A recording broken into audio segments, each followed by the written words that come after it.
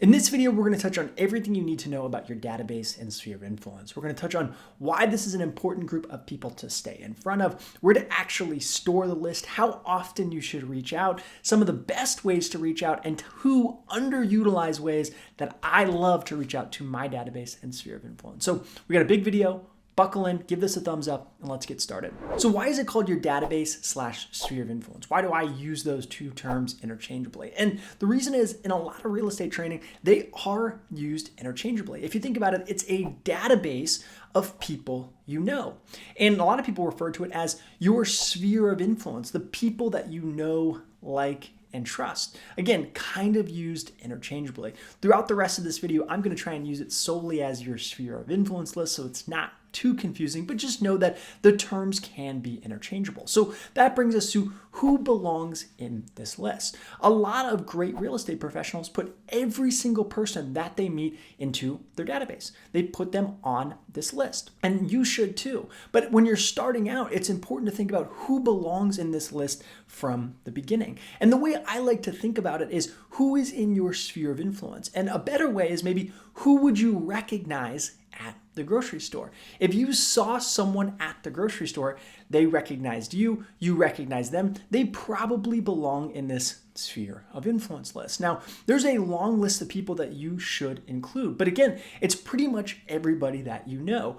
Old neighbors, old colleagues, friends, family, people from that club that you joined. Maybe you do bowling, maybe you're in a softball league, maybe you do networking events. All of those people belong in your database/sphere of influence list. Now, when you're creating your list, where is the best place to actually keep this info? A lot of people will say a CRM, and you should absolutely use a CRM to stay in front of the tasks that you have and manage your database and manage your sphere of influence. But when you're creating your list, I tell everyone, start with a spreadsheet. You can use Excel, you can use Google Sheets, whatever that looks like. But if you start with a Google spreadsheet and you keep all of the info there, their name, their email, their phone number, their birth date, their mailing address. If you keep all of that information in an Excel sheet or a Google spreadsheet, you can then take that info and you can upload it to whatever tool you are using. So for me, over the years, I've changed CRMs. Well, guess what?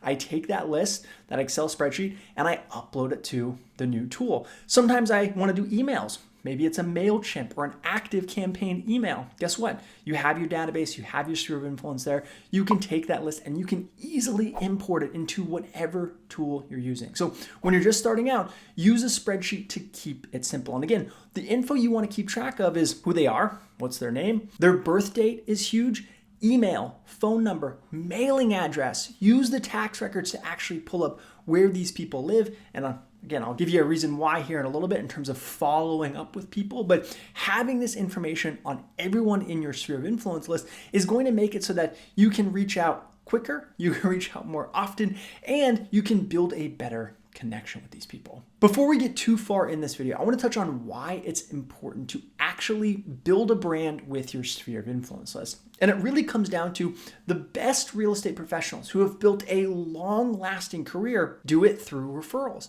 And referrals happen when you build a brand with people who know you, like you, and trust you. And ultimately, the biggest perk of building a brand with these people is this is where the easiest transactions of your career are going to come from. Because again, you like them, they like you, you guys know each other, you trust each other, and referrals to other people are just so much easier because guess what? They say, you know what? Jeff is a great real estate agent. I used him. He was fantastic. I wouldn't recommend him to anyone else. Then when you go and meet with that client, guess what? You've got a third-party endorsement, and now they have more trust in you. They feel like they know you, and you're off to the races. So the transactions that come from your database and sphere of influence are going to be so much easier and better and plentiful than working cold calling, internet leads, anything along those lines that it's important to stay in front of these people. Okay, so now we know why and we know how.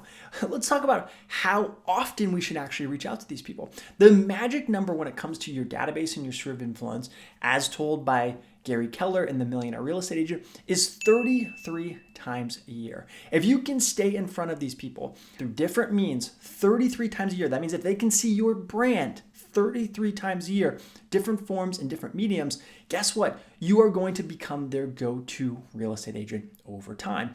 And it's important, again, for us to become that go-to agent, because when every single person thinks of a real estate agent, they can typically only think of one or two people. We want to be in one of those first two slots. And if we can touch these people, and that's the term that we use in real estate, touch them with some piece of branding or marketing 33 times a year, we have a really good chance of doing that. So how do we actually reach out and build a brand with these people? Well, I love old school marketing methods for our database and for our sphere of influence because they're tactile. People like them. They bring a smile to people's face. And because they know you, they associate that good feeling with you. So handwritten notes are great. Phone calls are great. Even a text message, someone's birthday. Hey, Johnny, how are you doing? Happy birthday.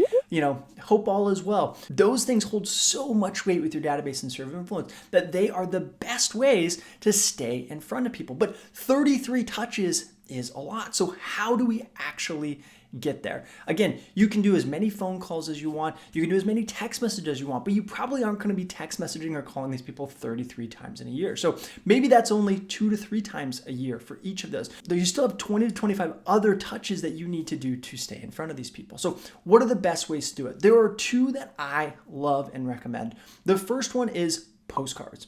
Postcards are great because once you have someone's mailing address, they cannot unsubscribe from mail. So most postcards to get printed and mailed to someone cost about 50 cents a piece. So if you have 100 people in your database, your sphere of influence list, to mail every single one of those people once a month, again, at 50 cents a piece, you're looking at about $50 a month. So not cheap, but not too expensive. We just have to have the commitment and go and do it each and every month. Another favorite of mine, and this is what I think is one of the best ways to stay in front of these people, is using retargeting ads. Retargeting ads allows us to take our database, take our sphere of influence, upload it to Facebook ads, and run ads to these people via Facebook and via Instagram. And we can stay in front of them with our past solds, our new listings, our new escrows, any videos that we do on the market, we can show to these people on a consistent basis, and they will see it way more than 33 times a year for a pretty small monthly budget. You can do something like $1 to $1.50 a day to stay in front of your sphere of influence list and have a ton of success. So if you're wondering about how to set up those retargeting ads through Facebook, through Instagram, I actually do a full 30-minute demonstration here on YouTube. You can go and find that video here. I'll link it. Hope you enjoyed this video. Give it a thumbs up if you did, and I'll catch you on the next one.